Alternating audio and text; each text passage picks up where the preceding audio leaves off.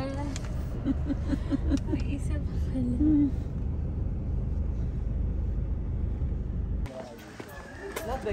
Hello po.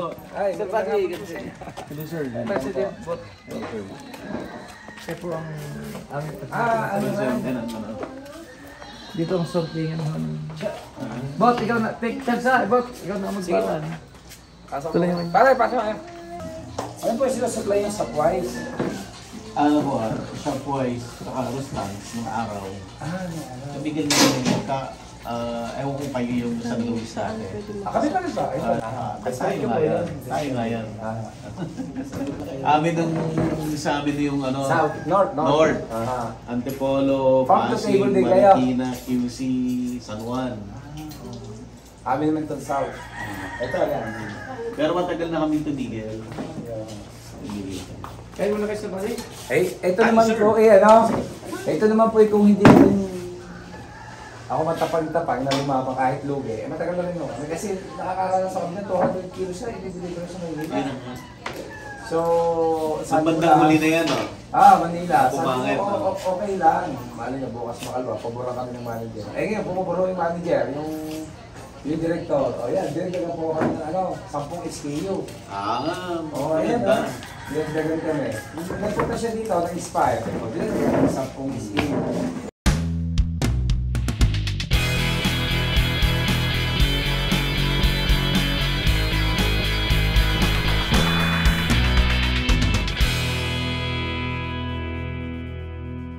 Available na po ang agribusiness merch sa Shopee. Ang link nasa description box.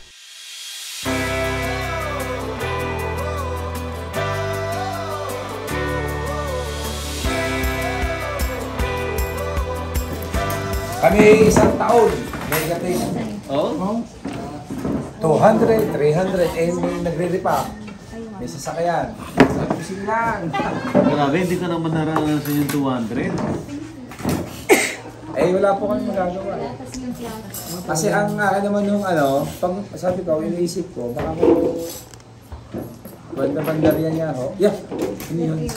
Banda-barian ho ay pabura Hindi niya. binigay sa inyo yung North, yung binitawan ko. Hindi po, hindi. Ngayon lang. Siguro mga last 3 to 4 months pa lang ho kami nagpapositive. Wala ho utang kami sa sakyan, laki. Wala Sabi ko, okay lang. Makakabawi din. Ano na rin kasi, nag-full time na rin kasi ako sa YouTube.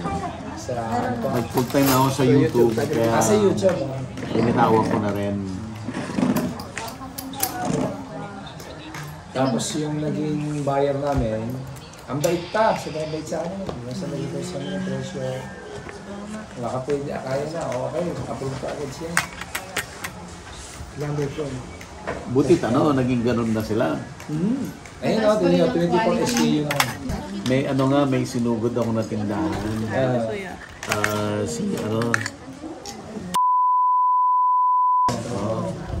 Kasi siya na lang yung last. Uuwi na yung mga tao sa Pangasinan. Ayaw i-receive. Pinaghintay siya ng alas 3 ng hapon. Doon lang ako nakatira. Sumugod ako doon sa tindahan. Pagdating ko sa tindahan, yung manager, nakataas yung paa na kukuya-kuya ako. Tapos yung mga tao nasa labas, ayaw i-receive. Gaal talaga ako sa kanya. Biglang sabi ba naman sa akin, paano? Hindi kayo dumating ng on time. Ganon. Sabi ko, yung mga taong galing pa ng Antipolo, 300 kilos ang order. Uunahin ba kita 30 kilos? Diba? Bakit kita uunahin kung 30 kilos ka lang? At saka siyempre, hindi naman po pwedeng kayo lang lagi ibibigyan sa sasakyan. Hindi po pwede. Malulugi tayo pag madami kang ganon. Kung gusto nyo, isang sasakyan, isang sortie, di ba piyo kayo mga 500 kilo? Oo. Di piyo ako 30 kilo. Siyempre, automatic naman na may ibang kasabayan. Paano yung nakuha sa Landers? Ano po, ang cylinders po sa mga manager na Shopee. Naglipatan sila doon? Naglipat po sila doon. So, nung pagkalipat nila, agad ako hinanap nila. Ang discarte pala po nila, kahit lugi ako dyan sa gulay, basta maraming tao, sa ibang item siya na bawa. Hindi po dati ang sinasabi namin sa... Ganun din sinasabi ni Rostan sa atin. Pero dapat o ganun, huwag nyo lang, dapat may minimum tayo. Yung sasabi ko sa akin, pwede mo kayo bumawi sa ibang grocery dahil malaking po. Kumbaga, kung lugi ka sa gulay, hindi mo kayo sa ibang item. Ganun ang ginagawa ni Landers eh. Hindi per item ang pag-compute niya. Yung buo. Parang kami ho idadalawa ng natirang farm to table. Bumigay na rin yung... Feedback mo, sir. Parang matapang-tapang lang ho. Sanay sa utang eh. Sige, utang.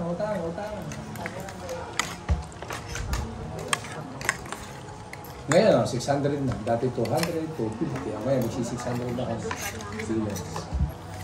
Pag Friday, nasa 800. Pero masaya na sa restaurants tayo. Sa Taguig. Maganda yun eh. Yung Taguig po. Yung doon sa Diretso one tayo stop, sa Taguig. Yung diretso tayo sa Taguig. Maganda yun eh. Volume.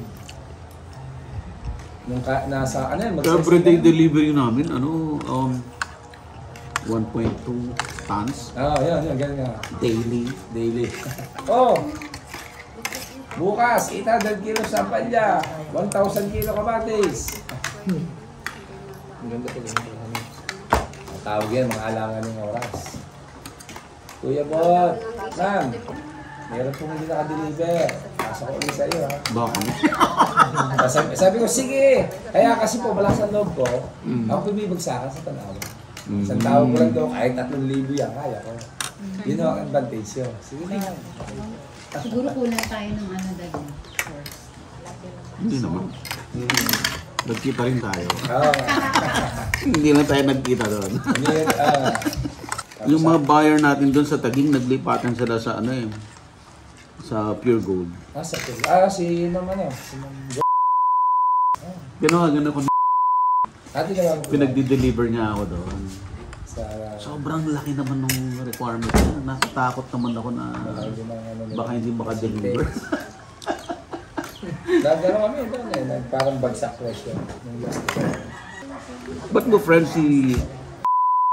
Naging magkaibigan na po kami hanggang sa... hindi kayo makakilala before? Hindi kami nakakilala before. Di ba, tayo po sa kanya lagi nakipag-meeting. Oo. Hanggang sa naging magkaibigan na kami hanggang napunta na siya dito. Hanggang sabi niya, Kuya Bot, gusto ka na experience magpatanim. So, nag-rin doon ang apekto sa kanya.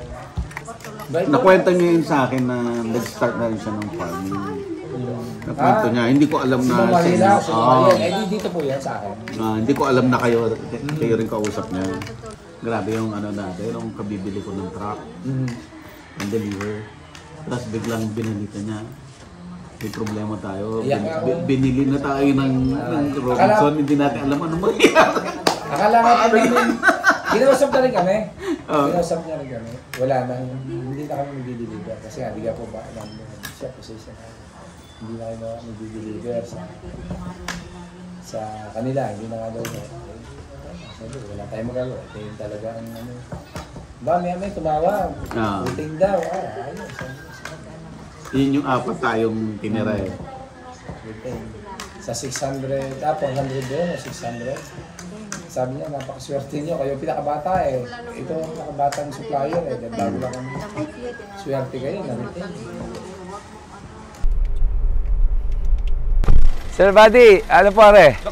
Doktor po, kasama ko sa Agila. Nagpa-farming na ngayon. Hello po. Sinama ko na ako sa pagpa-farming yan. Sitaw po. Sitaw naman. Sitaw. Mag-asawa sila. Parang doktor. Pero ngayon, nandito na. Nagtatanim na kami ng gulay. At least bang may market. Importante. Hindi nahirap. Oo. Talagang hands-on ka talaga, no? Dahil yung nakatangas yung kabila, inatake ng uod. Kaya medyo agapan namin at mahirap na. Ano yan? Mga Friday, mag-harvest na yan. Friday harvest ka na. 8 barangays po itong hawak namin. Good luck. Isa dyan, Kuya Bot, kaya nga ba? Good luck. Ang aking kuwan is si Bot. Sa aking gulay. Sige sir, ito rito sa... Let's go. Sige sir, let's go. Kuya Doc, dito ya. Dito tayo kayo, Doc. Ayun, ito yung na-harvest na kahapon. Almost 200 kilo. Ayun, ang dami po. Yan lang. Okay, sir, pakilala lang kita. Okay, kasama naman natin si Sir Robert Wasay. Dito po yan sa San Luis, Batangas. At ang co-op niyo, sir, ay? San Luis Farmers and Fisher Folks Agriculture Cooperative. Ayan. So, matagal ko na naririnig yan, yung co-op nila, sir. Pero hindi kami nagkaroon ng chance magkita kasi parehas kaming supplier dati ng Rustans. Shopwise. No, farm to table. Yes, no? yes. At that time, 5 SKUs lang tayo. 6. 6 SKU 6 lang. SKUs lang tayo. Oo. But, ngayon, maswerte or mapalad sila, sir. Kasi talagang nagtiyaga sila, no? At heto yung narating nila ngayon. Apo. Nasa 24 SKU na kami ngayon. 24 SKUs na at hindi lang Rustans. May Landers pa. Landers pa, di ba? Ano pa? Kennemer po, Food Corp sa Sukat. Ano yan? Fast food? Parang siya yung Restaurant? supplier ni Panda. Food Panda? Apo. Oh, I see. Malayong-malayo na yung narating nila, Sir Bot. Dito sa ang co-op nila at ang negosyo nila sa farm to table ng vegetables. Apo. Sir, anong unang pupunta natin? Siguro po itong aming tanim na ampalya. Okay. Ang palaya. Ilang hectares lahat ang buong cooperative? Siguro nasa 30 hectares na po yan na Wow. iba't ibang may-ari. Iba-ibang miyembro. Iba-ibang SKUs yan. Apo. Nag-ano po kami, schedule kung paano, nag-schedule po kami sa pagtatanim para... Kung sino yung i-harvest, ganyan. Yan, apo. Sino yung nagpapahinga, ganun. Yes po, tama po. Yan. Sino yung nag-grow. Ayan. So, ilan po yung members? Nasa 60 po ang... 60 members, Apo, active around members. 30 hectares. 30 hectares po. Sa akin lang po, nasa 4 hectares na yung sa akin. Yung sa'yo? Aha. Okay. Sir, paano nag-start ang career mo? Ayan, dito sa yung co-op ninyo, paano nag-start? Paano kayo nakapasok sa mga institutional buyers kagaya ng Shopwise, Rustans? Nag-start po ako nung una, pag alis ko po ng trabaho sa Manila, nung nag-resign po ako, 2 klase lang po ako ang pwede kong gawing hanap buhay. Mekaniko or magsasaka. Okay. So, napili ko po yung pagsasaka kasi nagkataon naman po na yung tito ko, bumili siya ng lupa, almost 1 hectare, iniwan sa akin kasi sa Amerika. So sabi ko, saktong-sakto, dito muna ako sa pagsasaka. At may saktong may lupa na iniwan sa akin yung uncle ko. So nag-start po ako sa talong. So nagtanim po ako ng talong. Nagtanong ako sa mga kamag-anak ko dito sa aming barangay kung paano mag-alaga dahil hindi pa naman nga po ako sanay. Pero bata pa lang po ako, farmer na, pero hindi nga lang po sa gulay. Okay. And then, tanim po akong talong. After 2 months, namunga siya. Naku, ang mura pala ng presyo nung nag-harvest ako ng April. So, minsan 5 pesos, 10 pesos ko lang nabebenta yung aking per harvest. kilo? Per kilo. Ngayon, sabi ko sa asawa ko, naku, mukhang hindi tayo mabubuhay dito. Sabi ko, sige, last ko ng dala to. Siguro mga end of April. Sabi ko, last ko na to. Anong tinanim mo? Yun pong talong. Talong pa rin? Talong pa rin kasi ang haba po ng buhay ng talong. Ngayon, Okay. nung last dala ko, may tumapik sa akin sa balikat dito sa Bagsakan sa Lemery. Sabi niya, Sir, pag pumunta kayong ulan, para kang si Piolo dito. Pascual, pagkakaguluhan ka ng mga tao. Sabi ko, bakit kaya? So, nung last na dala ko, sabi ko, ayoko na. Ngayon, sabi na sa ako, sige, mga 1 linggo pa siguro. Anuhin natin yung, sayang naman, inalagaan ho namin ng 2 buwan. Isa alis ka papabayatan. So, tuloy ako. Bigla pumatak ang ulan.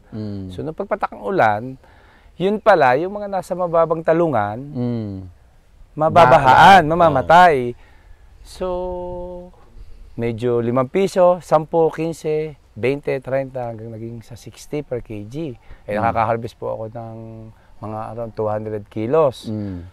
Tapos, agawan sila. Ngayon, nung ulanan na, nung mga first week ng June, pag nagdadala ko, yung tricycle ko, takbuhan yung mga tao. Dahil ako lang pala yung may talong dito sa aming area.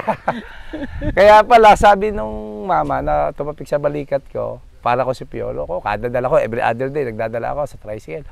Takbuhan sila lagi, naguunahan. Kinukuha yung number ko, sila na lang nabibili.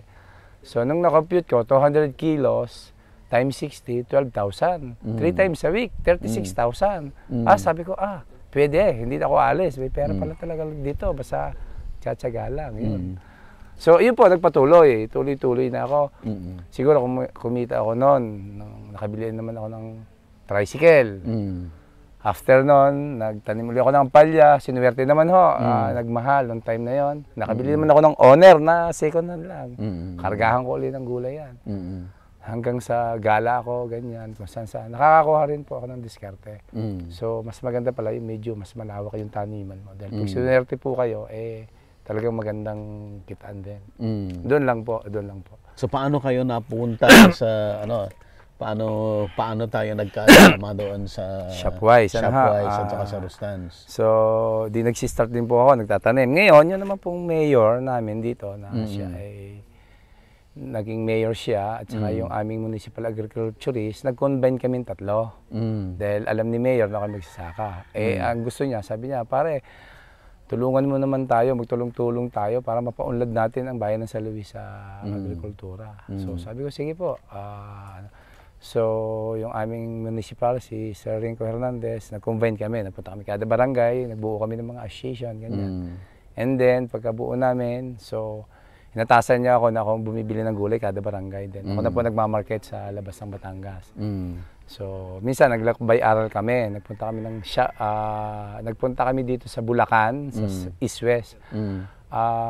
Nagpunta kami kasama ko yung mga farmer members. Nagkataon naman, na pagdating namin, sabi nung may-ari ng East-West, kakaalis lang ng yung mga tauhan ng Rustan na naghahanap sila ng ng farmer association na pwede mag-supply sa kanila ng gulay so sakto naman po na binigay sa amin number, so tinawagan namin meeting yan.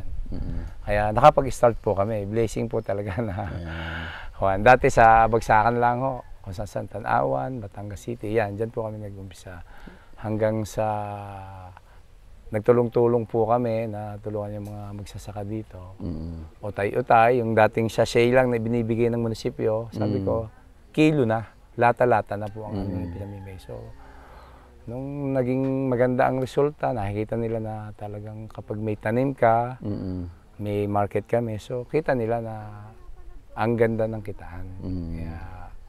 Kaya yung iba, ang dami po naming naakit na magtanim. Dati siguro mga 3-4 lang kami farmer dito. Ngayon, hindi na. Dumami na nakita. Pasalamat tayo kay Ma'am Mariel. Yan, yung ating salamat po boss kay Ma'am Mariel. Siya po ang aming boss. Siya po ang nag-akay din sa amin. Hanggang binigyan talaga tayo naman ng break ni Ma'am Mariel. Ang ganda na po ng ating ibinigay din sa atin ni Ma'am Mariel. Talagang itinuro halos lahat ng dapat gawin para makapag-supply ng maganda. Okay sir, puntahan natin tong ampalaya. Sige po. So after that, of course, ang daming dumaan na problema rin sa atin, di ba? Naibenta si Rustan, punta kay Robinson, ang daming challenges. Butit naka-survive ka doon sa challenge na yun. Ang dami hong challenge. Ako hindi naka-survive. Andiyan nga sir yung challenge yan di ba dati naman late ang bayad sa atin. Siyempre ang mga farmer nangangailangan ng pera. Umaga napunta na sa bahay, kailangan na namin ng pera, yung bayad sa gulay. Wala po kami magawa. So lahat na lang ho ng aking kaibigan, inutangan ko para lang maipampalit pambayad sa mga farmers. Talaga hong ginawa ko ang lahat. Siguro talaga kailangan lang din ho talaga ng tibay. Okay, paano mo sinurvive yung dumaan tayo doon sa challenge na from maganda ang order to biglang bagsak ng order, no? Doon halos lahat nag-give up, no? Opo. Kasama ako doon sa nag-give up. Ano mo yun? Ikaw lang natira. Tama ba? Tama po, tama. Kami lang po talaga natira. Kasi ako po ay, kumbaga, parang tinapangan ko lang ho ang loob ko na ang nakapasok po kasi sa isipan ko ay yung hindi ito pang ngayon lang, kundi pang matagalan, pwedeng pang habang buhay na kami magiging supplier. Yun lang po pantunan ko. Tapos sabi ko nga ho, maganda naman ang aming hangarin, ang aking hangarin sa aking mga farmers. Kaya ang akin po talagang sandata is kung magandang ihong hangarin, ikipagpapalain. Yun po lagi ang nasa isipan ko eh. Kaya laban po ako, laban. Laban, sige, kahit negative o bukas makalawa baka naman magpa-positive. So, sa ngayon, sa awa po ng Diyos, yan, nadagdagan na ang aming SKU, nadagdagan na yung volume. At least hindi na po kami nagne-negative. Kahit pa paano, makakaahon na po kami. Kaya sabi ko nga ho, sabi nga nila, ay hindi nasama ang pera sa mahina loob. Oo. At yung tapang lang ho talaga. Yung inyong kubo na sorting from kubo. Ngayon ho, building na. Bukas makikita po natin kami yung kanilang sorting. Sa Department of Agriculture sa pamagitan ng dating Regional Director Sir Arnel Di Mesa. Siya po talaga ang nagbaba ng project dahil nakita naman nila na talagang totoong kailangan ho namin yung sorting area. Okay, punta natin sir yung ampalaya. Kaninong ampalaya to? Ito po sa aking tatlong repacker, sorter. Ano po? Sila? Sila, kahit madaling araw na yan, pero tingnan nyo, pinipilit nilang magtanim pa rin. Ayan. So hindi lang ho sila nagre-repack, hindi lang ho sila nagsusort, sila rin ay nagpa-farm. Yes po. Di ma'am, di stricto kayo sa pag-sort. Alam Yes, niyo yes. yung pang-sort ng first class. Ayan. Actually sir, ito ay tuloy-tuloy sila, wala silang stop. Nag-ampalya sila nung last, ano nga yun? Last ano yun? October ba yun? October. Last October, kabungahan ng palyan nila, ganito kalaki. Sakto naman ang mahal ng ampalya nun. Parang antara namin, 120 sa kanila, 110, ganyan. O ayan. Kaya sila gumanda na ngayon, ng mga pisngi. Kasi may nagagastos sila eh. Kaya Sir Buddy, alam niyo dito, nung una, ang pagtatanim ng gulay, pantawid gutom lang. Ngayon sa amin, negosyo na, business na ho talaga. Yan ang maganda. Okay. Sir, so ano yun, kasama doon sa pag-develop mo ng mga tao, hindi lang yung technical. Importante po ito, hindi lang natatapos ang farming doon sa technical, doon sa cultural management, but kung yung actual business. Lahat ho sila ay, kumbaga, gusto nilang mapalawak ang kanilang taniman. Dati-dati ho, pagka nagre-rent akong lupa, taniman mo yan, ay ayaw namin. Ngayon, iniisip ko pala, re-rentahan ko yun, kami na. Ako natatanim kasi kita-kita po talaga nila, ramdam nila na talagang sa amin ho, sa aming samahan, maganda ho talaga ang negosyo. Ayan. Ate, pagsasaka. Ano nga natin, ambush may interview pera natin talaga. si ma'am. Ma'am, anong pangalan ninyo? Nancy Mercado po. Si Ma'am Nancy, totoo ba yung sinasabi ni Sir Bobot? Opo, totoo po. Nagbagong buhay ninyo? Opo naman. Hindi lang buhay, pati pisking gumanda. Kasi ang sarap hong ngumiti kapag may benta kayo, may kita kayo sa inyo pinaghirapan. Dito ang nag-iisip sa mga gastusin. May panggastos kahit kasi. Madaming napasok na mga bata na may mga college. Ayos. Magkano pong kinikita ninyo? Kami po ay nakatig ka 40 mil, 50. Wow! Buwan-buwan? Kami po ay Apat na magkakabahagi pa yun. Tuwing 3 to 4 months. So, ibig sabihin, meron siya lang ROI na 120. Yung amin nung kubakas na lalaki nakabiling motor. Nakabili na ako ng motor, brand new. Si mister nyo, ano naman ang hanap buhay? Ako Ay, pumanaw na ako. Iniwanan na ho ako. Ay, ba nagsisisi na siya ngayon? Kung pwede na sana bumalik, ano po? Kaso, hindi na pwede, no? Ayaw mo na rin, no? Ngayon pa, may kumikita na ako. Hindi po hadlang sa kanila ang puyat, babae. Basta't gustong kumita. Tingnan niyo po. Ito siguradong maliwanag pa sa sikat ng araw. Ang linis po ng farm ninyo, ma'am, ha? Talo pa nga yung mga lalaki. Talo ang lalaking nagpa-farm, ha? Kami po yung tigi-tigisa ng mawir na maliit. Tatlo. Tutulog silang alas 3, gigising ng alas 5. Kayo pang magpipitas, kayo pang magsusort. Sila rin po ang magre-repack. Iba rin ang sweldo nila doon sa pag-sort. Iba. Iba pa yung kinita nila dito. So kahit pa paano, marami kami natutulungan.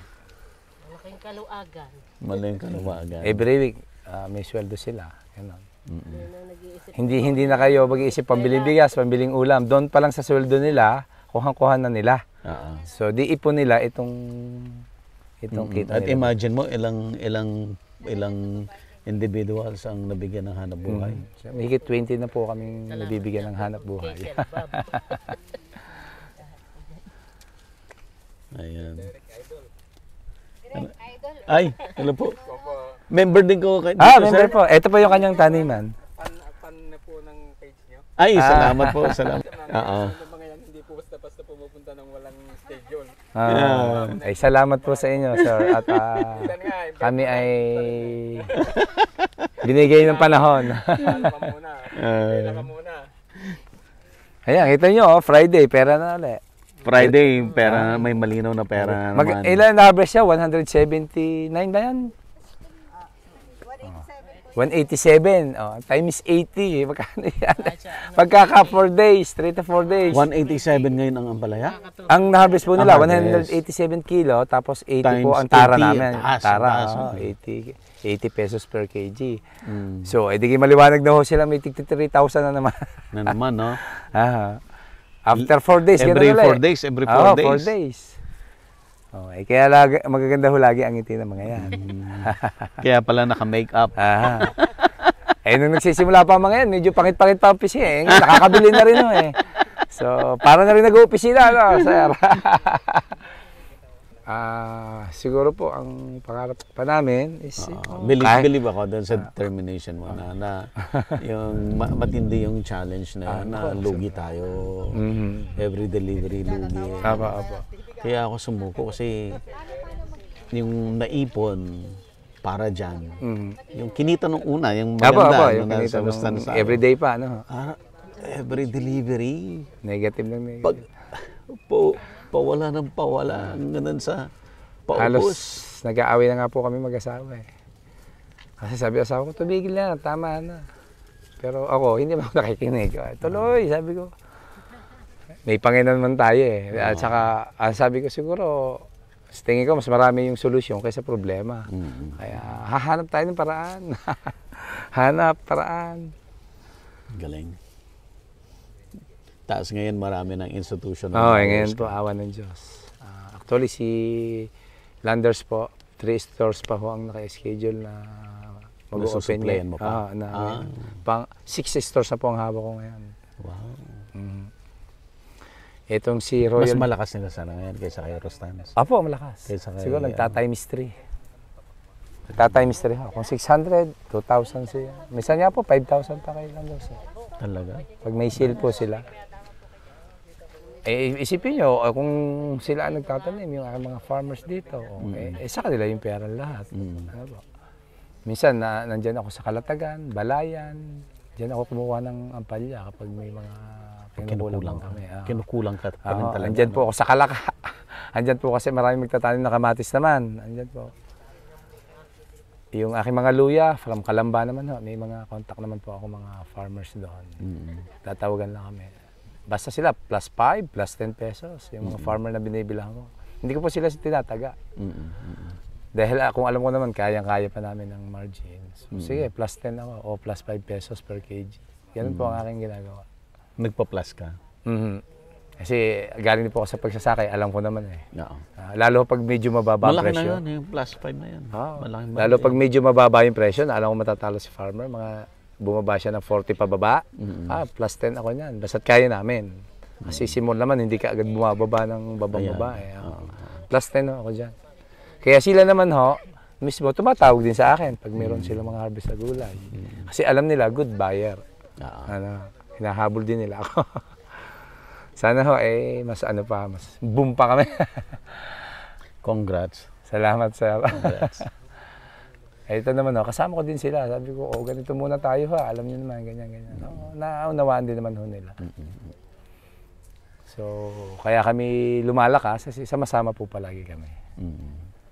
Okay, sir. Ano yung mga management style na ginagawa mo? Kasi hindi biro yan ha. Naku po. Ilang tao yung minamanage mo, ilang farmers. Siyempre, iba-iba ugali niyan. Opo, tama. Paano mo yan, di ba, paano mo yung pinagsama-sama para... Siguro po, Lagi naman sa akin po, unang-una, unawaan. Pangalawa, transparency. Kahit yung mga presyo niyan, transparent po ako sa kanila.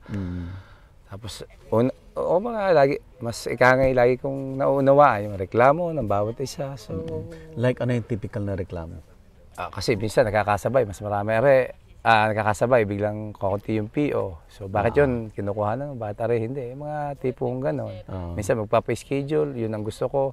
May naka-schedule na. So, so ang ginagawa ko na, kinakausap ko na lang po sila. Hindi naman ho ito ngayon lang. Pwede kayo sa next month. Huwag ko kayo mag-alala. May para sa inyo.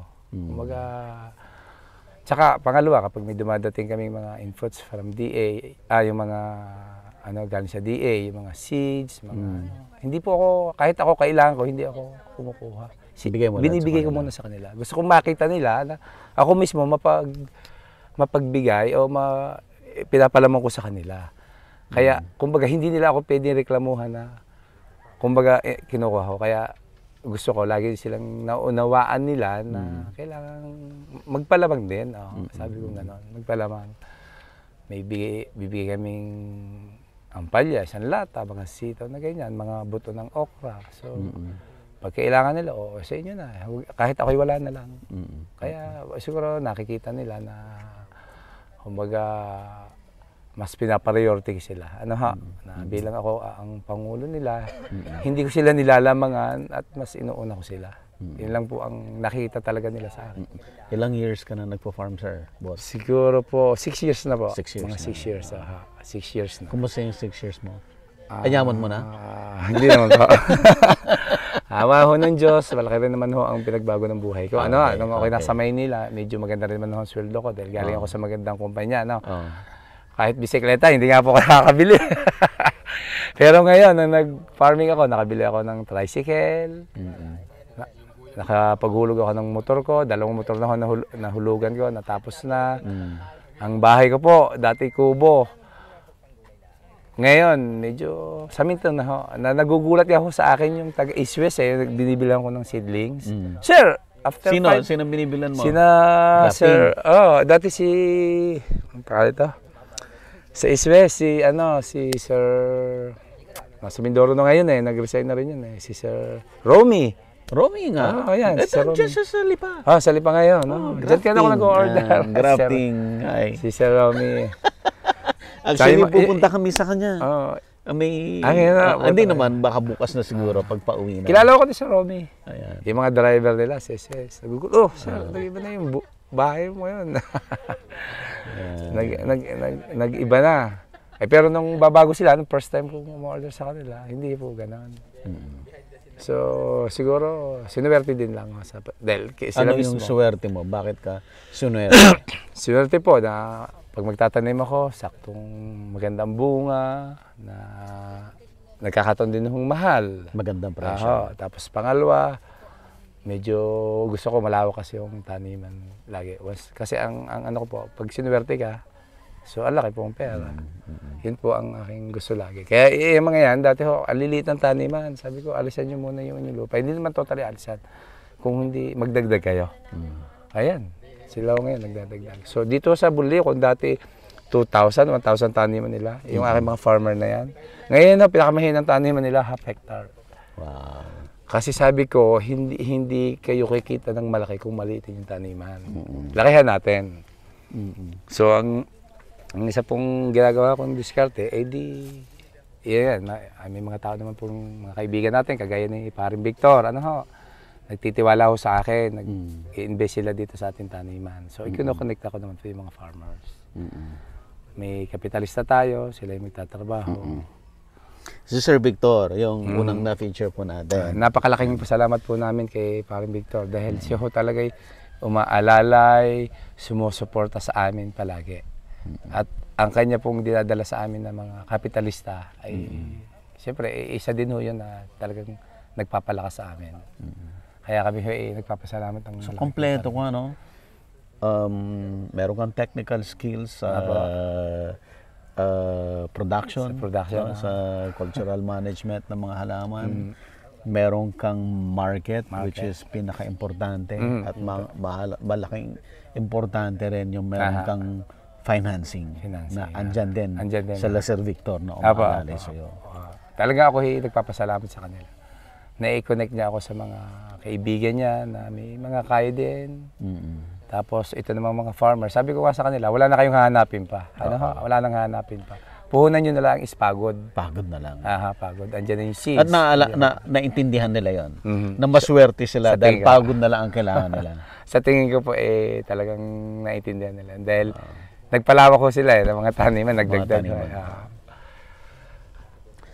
I'm impressed. Awa din naman po ng Diyos. Sila yung nagtitiwala ko sa akin. Dahil napakalaki kong na ako pinagkakatiwalaan nila. Lalo ngayon, siyempre, pagdating sa pera, medyo maraming at least sila ay nagtitiwala sa akin. Halos milyon niya ako ang binibitawan nila dito. Na pang-finance. Sa amin na pang-finance. So ilang square meter? May isang hectare ba to? Wala po, ano lang to. Mga 3,000 square meter. Maliit lang. Pero kumikita sila. Nasa siguro mga 40 o 30 to 40,000. Pag ilang harvest na to? Siguro mga 6. 6 na. Mga 4 pa? Kaya po yan hanggang 12? Hanggang 12. Lalo po kung umuulan dito. Naku, talaga hong kwan. Lalo dami ng kwan nito. Naghihintay ka ng ulan para tumaas ang presyo? Hindi ho, para ho. Ang presyo! Maganda po ang presyo. Para gumanda. Actually, kaya ako naninilaw yan. Medyo sa init. Kulang. Kulang din sa tubig. Iba din po kasi yung ulan. Iba rin. May nitrogen kasi. Magkano na yung capital niyo dito? Nasa 40? 55 na. Ang ganda ho nito, 55, Sampalya. Ano ho? Sunod po niyan, siguro mga 6 na karapaho yan bago masira. Itong mga mulch. Itong mulch, itong trellis na to. Anong isusunod nyo dito kay Ampalaya? Pwede yung kamatis o sili. Pero naandyan pa rin ho yan, nakakasan ng ganyan. Wala na silang kapital sa susunod na klap. Kaya po ganun kalaki. Una pa lang po. Itong plastic mulch. Medyo mahal din po itong plastic mulch ngayon. Tuwing umaga. Tulas. Pero ang ganda naman, daming buko. Isang ulan na malakas po, okay na. Gaganda to. Available na po ang Agribusiness merch sa Shopee. Ang link nasa description box. Agribusiness, how it works. Instruct, inspire, succeed.